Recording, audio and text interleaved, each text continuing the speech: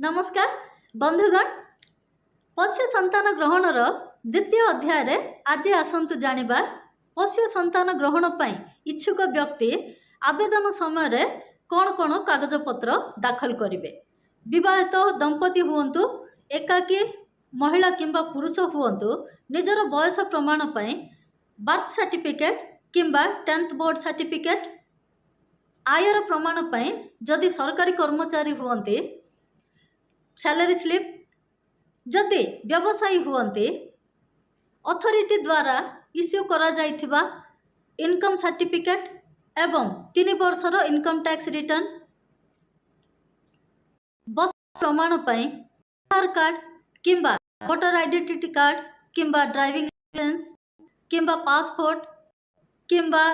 current electricity bill किंबा current telephone bill, स्वास्थ्य प्रमाण पाई गोटे मेडिकल प्रैक्टिशनर इश्यू करा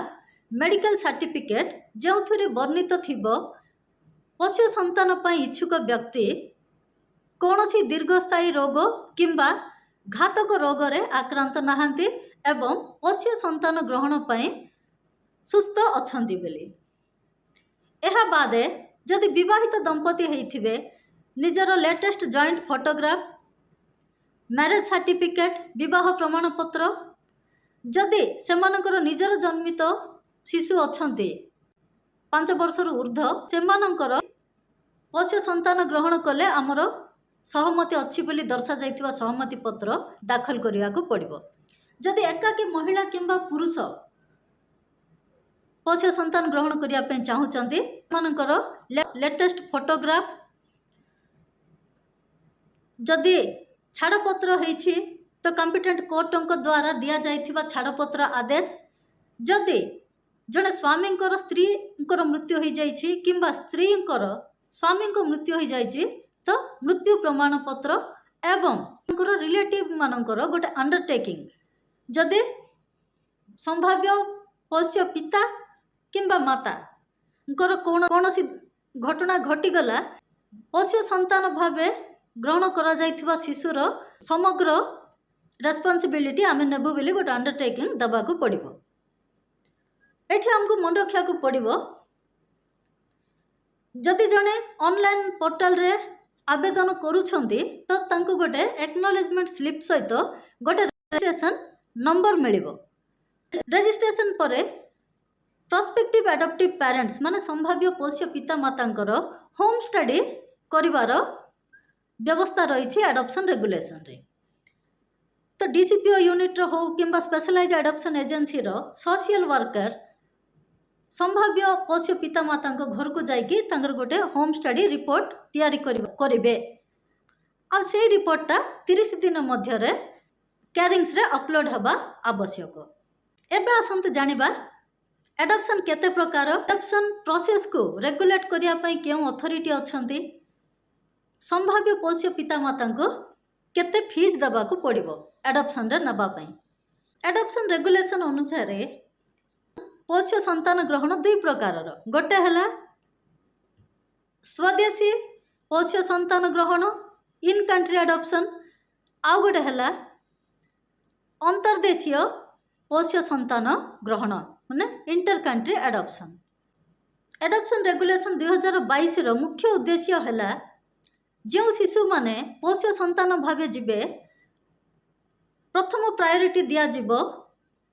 किंबा प्रोत्साहित करा जीवो निज देश भितर से माने केमते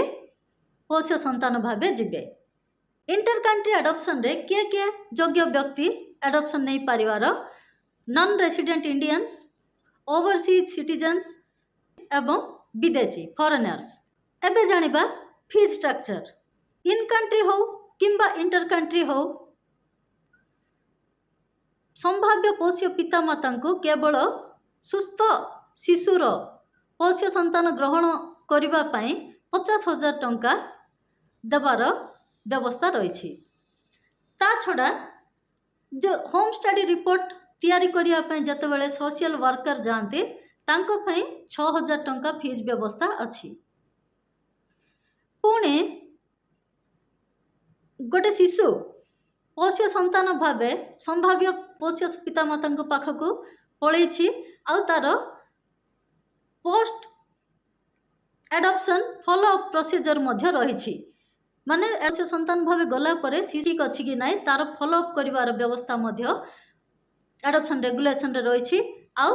2 वर्ष पई सेटा रही 6 मास को थरे 4 थर जिबे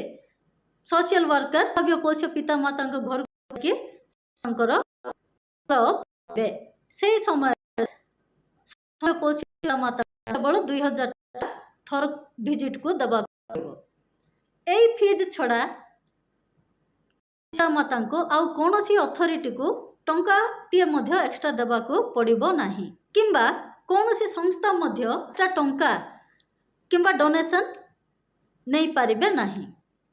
आउ एई फीज जो दिया होउची 50,000 टंका सेई फीज